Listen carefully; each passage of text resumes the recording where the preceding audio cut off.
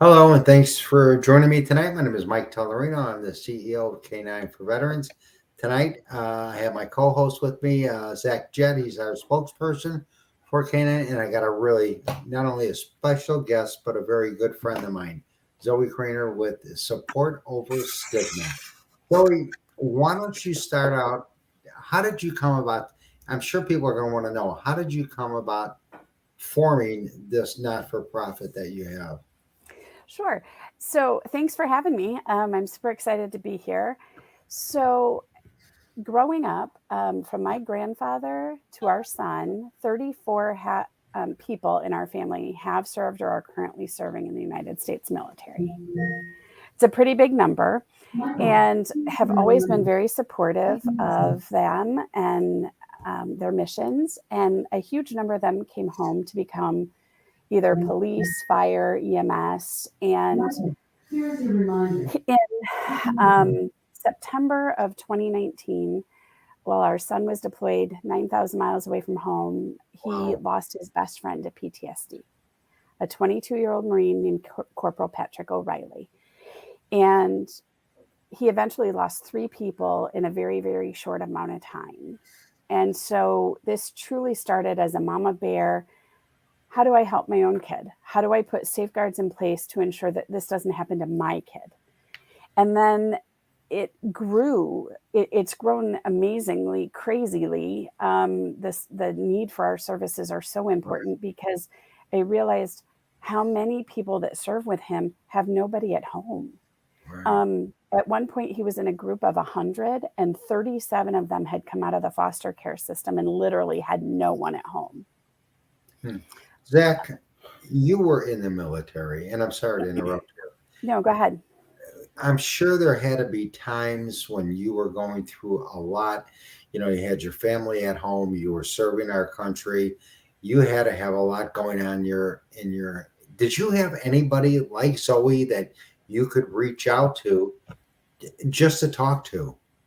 Uh, no, I mean it was really hard. Um, we had whenever I was stationed in Hawaii, we had a very big issue with soldier suicide. Um, it became a very prevalent thing that happened, uh, and it was kind of sad. There wasn't any resources to reach out to, any Right. programs to reach out to. Typically, the military and the VA, they're notorious for it. Of oh, we'll just throw you on this medicine and see what happens. You know, you go to them with an issue. The problem is more pills, more pills, more pills. Right. Um, so whenever we were looking for more help, uh, we could never find it. On occasion, you'd find somebody's wife that was a counselor of some sort that would come and talk to some of the soldiers that were dealing with some issues. But for the most part, even deployed, you had either the ONFOB uh, counselor or psych doctor that would talk to you, or you had your chaplain to talk to, and that was pretty much it. Yeah. Zoe, it's really I can't get across the importance it is to have our veterans have somebody that they could reach out to like you. I mean, you're the only organization that I know of that's doing what you're doing to help the active duty military guys. So, it's just an amazing thing what you're doing. Tell us a little bit more. Yeah, so we help our active duty in many, many ways. One of the first people my son met on deployment was someone who kept re upping and agreeing to stay so other people could go home because he had nobody at home. And in the 3 years he'd been there, he had not gotten a single card, letter, care package, nothing because he has nobody at home. We sent him a box. My son said he was so overcome with the fact that anybody would think to reach out to him. We have a local gal who was on a MU unit, so that for you non-military people means a Marine on a Navy ship, and sent her some care packages because we knew she was on this big ship. Right, there were plenty of people to share with, and she said, Mrs. K, the snacks were great, the cards were awesome. The best part was to hear person after person say, "You mean people at home still care?" And that just touched my heart. Here are these young men and women who are literally putting everything on the line, and they don't even believe that people at home still care. I have a gal, her story is just incredible. She was in 17 foster care homes from the time she was 7 till she went into the military. Her roommate completed suicide. She found our website through a chaplain and called me, and she said, I just need to know that somebody at home cares if I live or die. Zoe, it's ironic that you said something about the people at home actually care, because in 2011 I came home on mentor leave from Afghanistan, and I had a different uniform on than your normal everyday soldier. At the time, the military was transitioning over to the new multicam pattern. Mm-hmm. And the only people that were getting it were those that were deployed at the time. So I'm walking through an airport. I'm getting ready to jump on a flight to Atlanta, Georgia, to fly back to the Middle East. And somebody told me, why are you dressed different? And that's not a real Army uniform.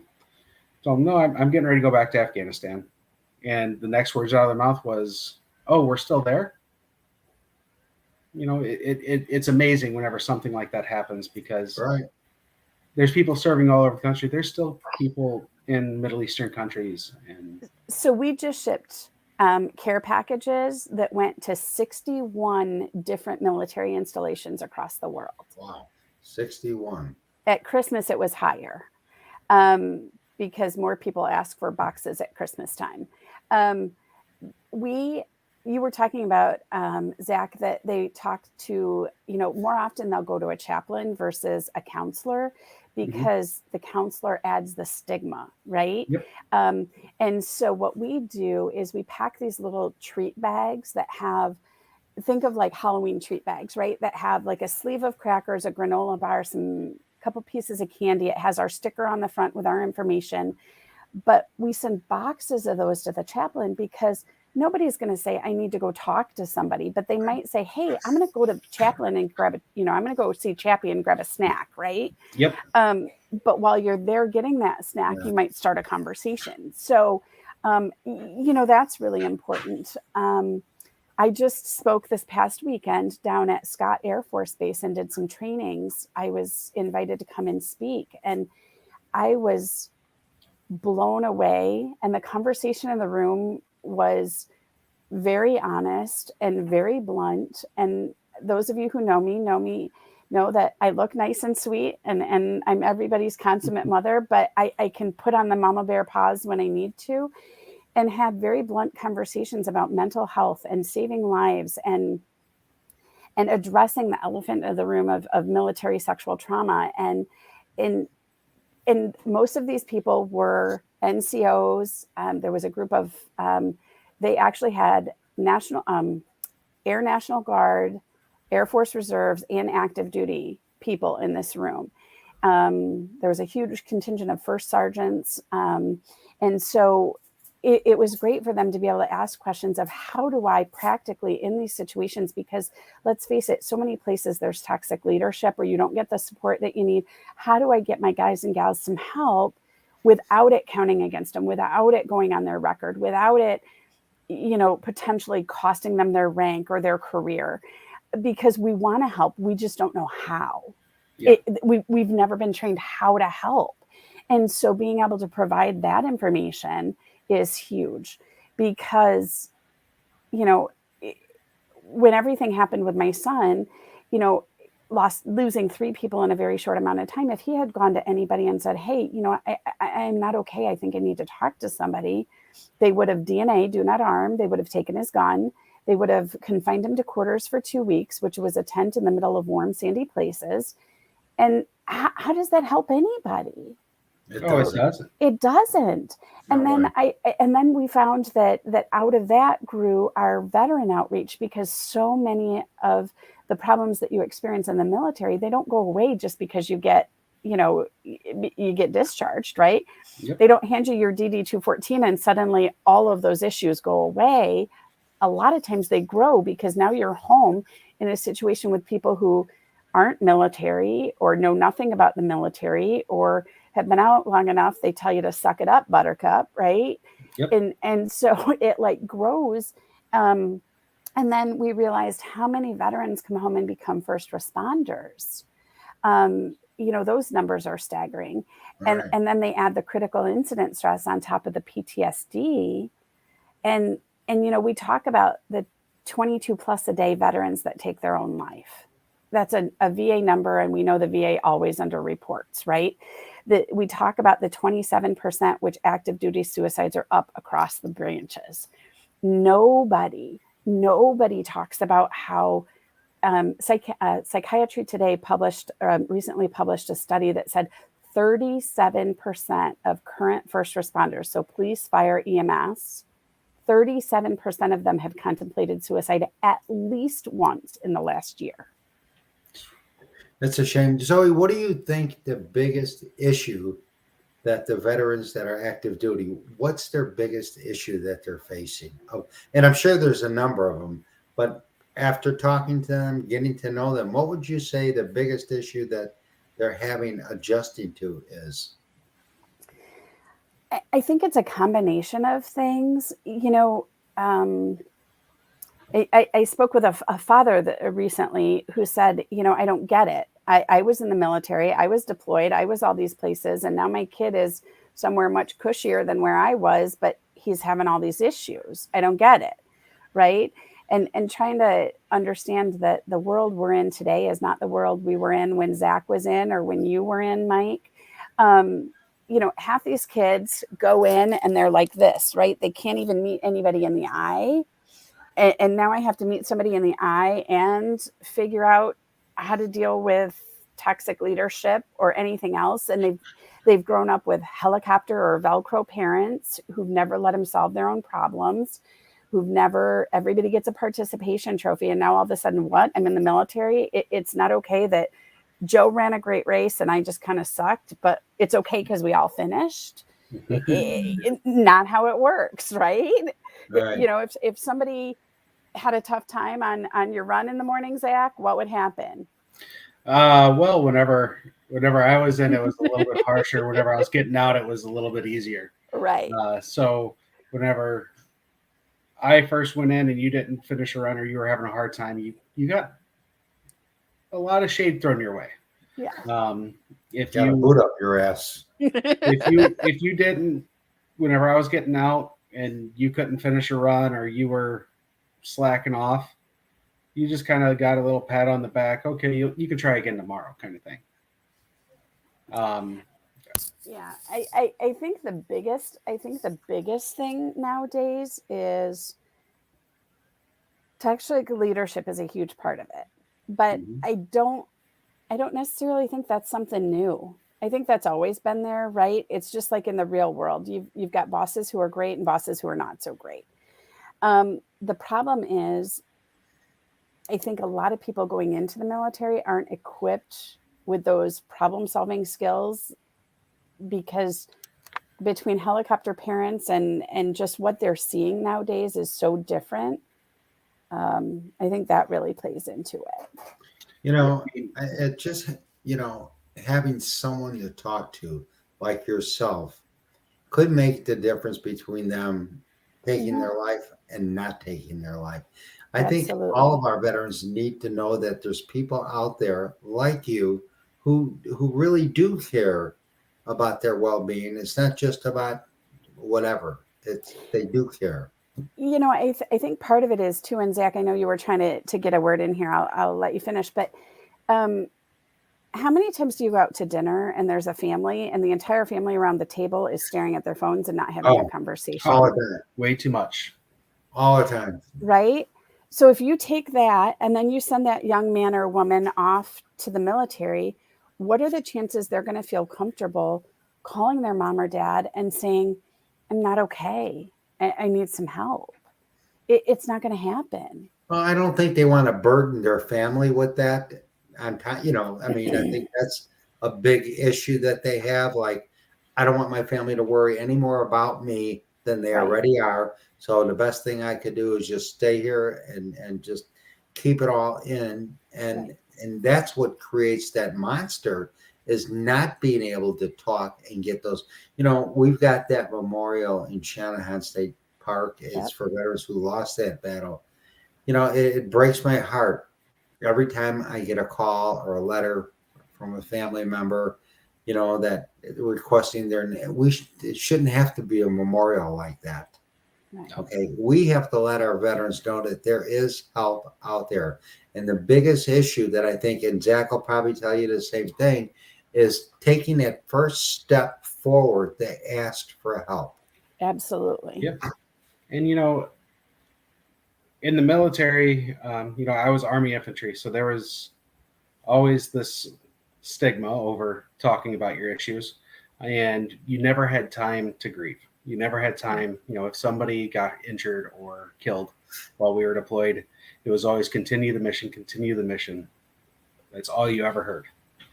Yep. You'll get time to breathe after the deployment. You'll be all right. And then you come home, and I still remember during our debrief, they asked us, hey, have you ever, done this? Have you ever seen this? And then you got coached beforehand. Just tell them no. Just tell them no. That's all you ever heard. You never seen a dead body. You never seen you can't even admit it.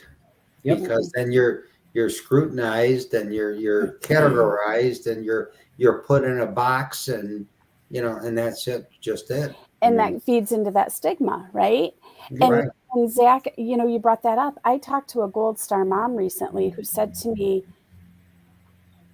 when the person reached out to me and I received the news, that my son had been killed, and I reached out and said, okay, but what about all the other people that were serving with my son? How are they? And they were A, astounded that she reached out, and B, they said, well, they were given the night.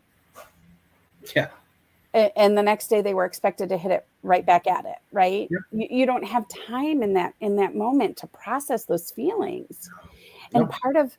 part of the issue, right? We had the huge spike during COVID because it used to be they would keep you so busy you didn't have time to process it. Well, then COVID hit and you'd go out on a mission and you'd come back and you'd have to be quarantined for a certain amount of time. Right. Yep. So then you had nothing to do but think. And so, it's always been keep them busy, keep them busy, keep them busy. And then when they're done, it's somebody else's problem. Right. That's right. Yeah. And how does that help anybody? It's not. It doesn't. It doesn't. And like Mike said earlier, the hardest part of seeking help is admitting you need help and taking that first step to reach out. First step, right? Because veterans, military, they're trained.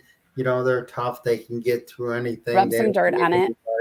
Mm-hmm. It's all that macho bullshit, and that it's just that it's just not right. I mean, they need to know that there are people, and I'm so proud of you for what you're doing, because instead of working with families that are grieving over the loss of their child, you're here to help them never have to do that. Right. You're giving their sons and daughters an out. And that's the thing, right? When I talk, I can go and I speak a lot of places, to service organizations, companies, different military installations. I've spoken at several of those now.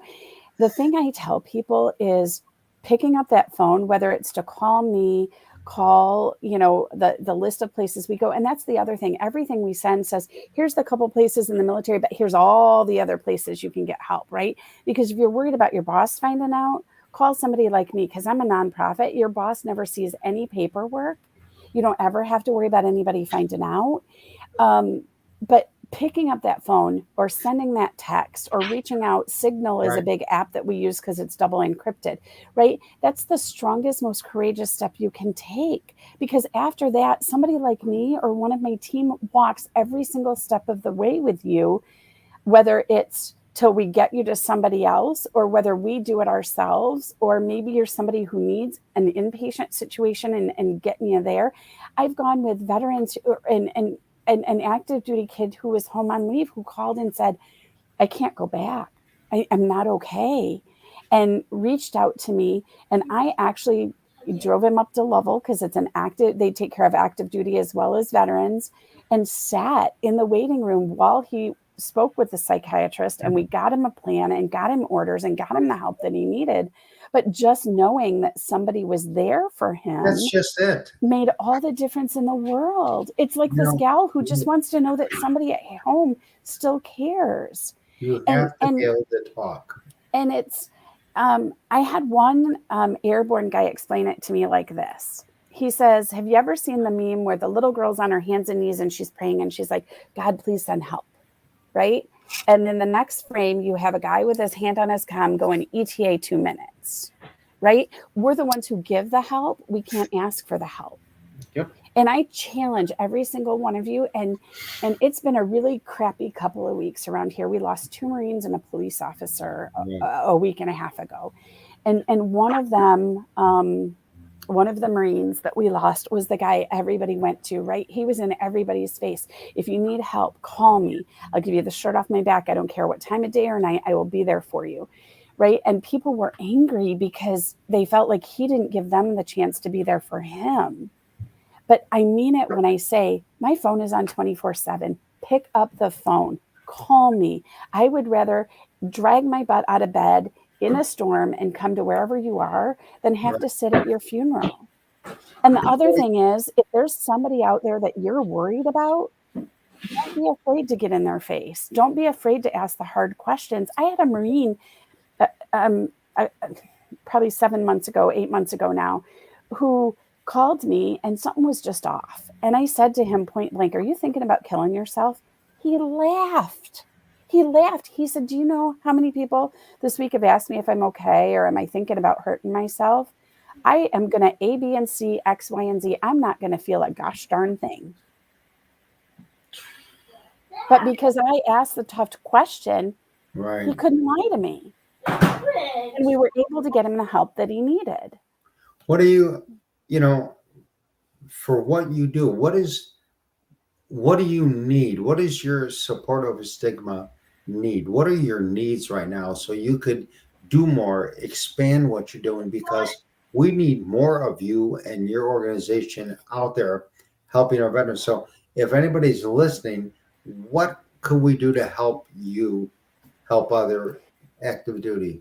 Yeah, so we help the active duty, the veterans, and the first responders and their families. So a couple of our big hurdles right now are we are desperately looking for a physical space. We have a list of over 40 professionals who are willing to do programming. I could do programming every night of the month and still have extras. From trauma-based yoga to project management to computer skills to job training to like it goes mental health help, right? On and on and on. Because when your mental health is bad, it's like that giant spiral, right? Your mental health suffers, your job suffers, your family suffers, your home life suffers, your relationships suffer, everything, right? So that volunteers are always a thing, right? You can never have too many volunteers. Right. And where we love volunteers are not only going to events with us, but also more people to sign up as and take our peer-to-peer mentor training. And what that is if I have somebody who calls me who's struggling, let's say Zach's gone through my training and they both served in Afghanistan approximately at the same time, I could pair him up with Zach. And then it's an immediate bond, almost like AA, right? You ask somebody who's been there, done that. But I'm never going to pair Zach with somebody who was in Vietnam because you saw 2 totally different wars, right? And so having that group that can take phone calls 24/7, who will help meet with the people who are struggling and continue to grow that side of it. If anybody is the person who arranges speakers, right, for your organization, whether it's your book club, Bible study, Rotary, Lions Club, wherever, right? Veterans resource groups, big companies, little companies, coming in and helping you understand there's a difference in mentality between a civilian worker and a veteran worker, right? Mm-hmm. And how to retain those veteran employees. And because education is such a huge piece, right? Can you imagine if we lived in a world where everybody knew what PTSD looked like and knew how to help? Right. Yeah. And Zoe, it's ironic that you mentioned the how to retain veteran employees. So since the time I got out in 2014 till now, I have probably had about 15 different jobs. Typically, it all starts going smooth. Then you run into a boss that just wants to be rude, arrogant. They start barking at you. Mhm. And I've got a little bit of an issue with, you know, Orders. taking orders from people. And You are not I alone. voice my opinion very openly. You can ask Michael. And it typically gets on under the boss's skin. You know, if they don't want to hear somebody barking back, they just want somebody to follow in line and do what they're told. Mhm. But I kind of have an issue with authority now, and uh, it all came from the military. You know, I dealt with some very, lack of better words, stupid orders whenever I was in the military. Mhm. And whenever I voiced my opinion in the military, I got in trouble. Right.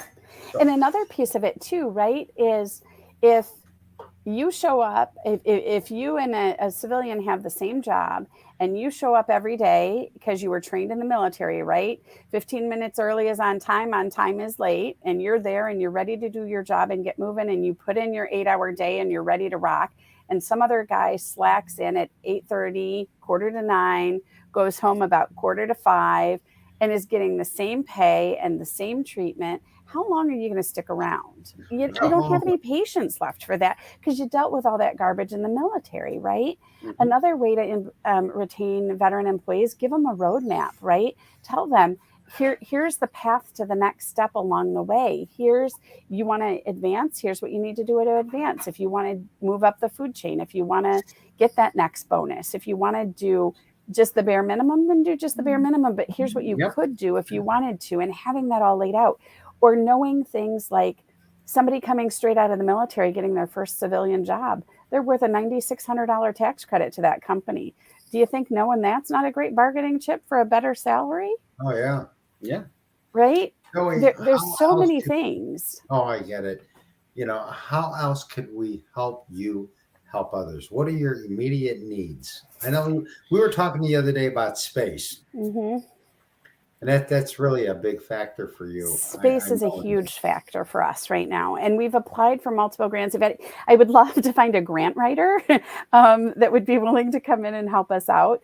Um, I wrote my very first grant the other day, a couple months ago, I guess about a month ago now. There really is a book called Grant Writing for Dummies. Um, and I'm proud to say I used it.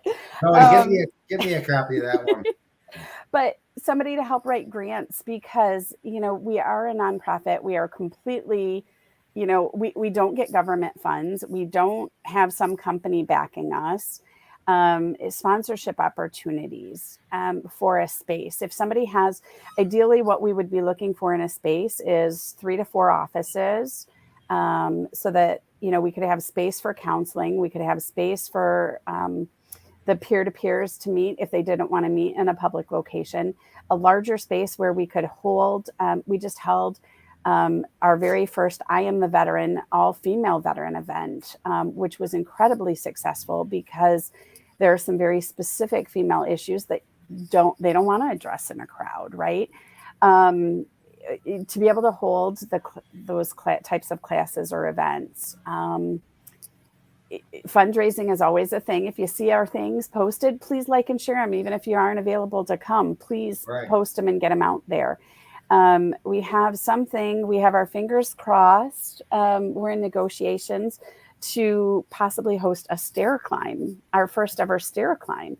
And so that would be a big event to get a lot of people out to, because just like a ruck march, a stair climb is something that, a lot of people will do and raises awareness and raises funds to continue our programming. And so how can people reach out to you? So in the chat, I've put our website and my email address. And so once this is posted live, I'll go in and post it in the comments. But our website is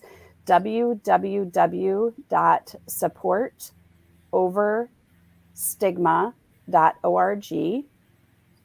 And to reach us, you just type in my first name, ZOEIE, at supportoverstigma.org.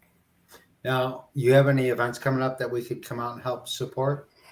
We're finalizing them. I was hoping to have them finalized by tonight, but we're working on one for June in St. Charles, and then this stair climb we're hoping to do in September.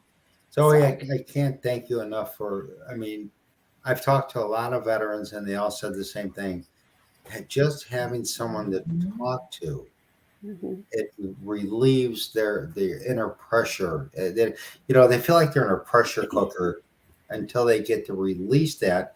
And the only way they're going to release that is by talking to someone. But it has to be someone who's genuine. Right. Okay. Not someone, oh yeah, tell me what your problem is. No, like some of these VA psychiatrists, they need a psychiatrist. Let's face it. And I'm not down on the VA. I mean, there's good, there's bad in every phase of the world we live in. But just having your organization out there doing what you're doing. When you first started this, I went, that's going to be a challenge. And honey, you're climbing that wall better than anybody I know. What's pretty amazing is in not quite 3 years, we've already reached over 25,000 people that we can track. Yeah. I can't thank you enough for what you're doing. And I'm sure if the families of these veterans knew what you were doing for their kids, they would be eternally grateful. But it's like the best kept secret. It's like your care packages. That care package is a little piece of home when they get it. It means so much. They'd rather have that care package than get a promotion or a medal because it's bringing a little piece of home to them. And when you're that far from home, you're that isolated from your family and your friends and everything and you're in some godforsaken foreign land, wondering, what am I doing? You know what I mean? When you get that package, so important what you're doing with those packages, and to a lot of people, well, it's just a little, no, it's not. That package means so much. Every veteran I've ever talked to that was lucky enough to receive a care package, they just went on and on and on that they couldn't believe, like you said, that someone thought of them enough to send them something. And that gave them a little piece of, one guy got a comic book. And we actually put, our last batch that went out had Girl Scout cookies, socks, hygiene items, all sorts of things. But there's a local group called Comic Books for Kids and Veterans. And he donated something called manga. And I'd never heard of manga. I know what they are now, but they're called them graphic novels. So it's basically a 150-page comic book. Whoa. They're all the rage. People were raving about those in our care packages. And I did want to get in here too real quick. If you've got someone who's currently at an APO, FPO, or DPO address, if you go to our website, along the top, there's a tab that says care package. You can actually just fill out the form and that gets them on our care package list. Amazing. So that's important to know too. And when it comes to care packages, everything from if you order a lot of takeout, all those goofy teriyaki packages and hot sauce packages and hot mustard, save them. Those things are like gold when you're deployed. People rave about getting a bag of those. We talked to one group and somebody had donated a specific brand of cayenne pepper hot sauce, right? And I was told that those were going for 1,000 chips when they played poker because they were so high demand. We work with a group called Core Spice, and they make different seasoning. They are such an amazing group. They donate at all our events. They're out there helping veterans all the time. Yeah. So I'm going to have to hook you up with them because I'm sure they'd be willing to help you out too. So we want to thank you for being my guest tonight. Thanks for having me. For what you're doing. You're truly an amazing lady. You really are for what you're doing. And it's not easy. I'm sure you lay awake at night going, what did I get myself? Usually it's more laying awake worrying about somebody who didn't call me back that I was worried about. Exactly. Or, it's, and the one thing I really want to sneak in here before we go is people think helping someone who's struggling with mental health issues is a 3-hour time commitment, right? It's not. It's sending a text message. Hey, thinking about you today. Have a good day. Or Just um, hello. just, hey, how are things? Right. It can be that simple. And just knowing that you're there. I had somebody recently who said he kind of had a plan, not a firm plan, but he kind of had an idea of what he was going to do. And then somebody that he served with, out of the blue, he got a text message like, hey, dude, I was just thinking about you today. I was in such and such a place, and it triggered a memory of something when they were deployed that was actually a happy thing. And he said that was enough for him to get out of his head for 2 minutes. And sometimes Right. that's all it takes, I know. right? It's getting out of that stinking thinking in your brain. And people will say, I can't talk to my spouse or significant other. I can't put that thought in their brain, or I don't want them to think less of me if I tell them what really happened while I was gone. Or the most consistent one is, if you only knew what I did, how could you love me?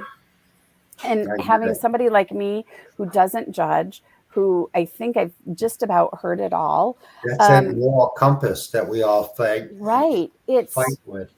It's having the conversation, whether it's having a cup of coffee somewhere or come hang out in my backyard and have a bonfire, right? Like wherever you're comfortable, having that conversation and meeting them where they're at and just be there. And that's all it takes, is just be there. Zoe, one more time. How could we reach you at Support Over Stigma? Yep. What's the website? It's www.supportoverstigma.org. And when this posts, I'll put all my contact information Please in the do. comments. So let me just say this. If there's people out there, you're looking for a great organization to help that's truly a blessing for our active duty veterans that really need this help, please go to her page, like her page, support her events, make a donation to her. It's going to go a long way to help somebody not take that final step. Absolutely. And that's what we have to prevent. I'm tired of putting names on that wall. I'm telling you, I'm tired of going to funerals. I'm tired of it. You know, like I said, when I get a phone call, I go, oh my God, not another one. Not another one. You know what I mean? I just can't, it just shouldn't be anymore. Yeah. So with your organization, you're trying to head that off before it gets to that point. So God bless you for what you're doing. Zach, as usual, thank you. Thank you, Michael. You're a good guy, Zach. Thank you. And Zach was named that, what is it, Veteran of the Month, Service Dog? Yeah, Service Dog and Handler of the Month. Woohoo! Yeah, he got his first award. That's amazing. You rock, Zach. Thank you, guys. Thank you. Have a good evening. Thank you. Bye. Zoe, thank you, honey. You're welcome. Thanks for having me. Put it out there. Put it out there. I will. Type it where they can reach you. Absolutely. Okay? Absolutely. And I'll let you know when the ruck deal is. Okay. And I'll get that to you either tonight or in the morning. Okay. And then let me know anything I can do to help you. You know, I'm always here for you. Sounds good. I appreciate it. Sweetie. Talk soon. Good night, okay. Bye.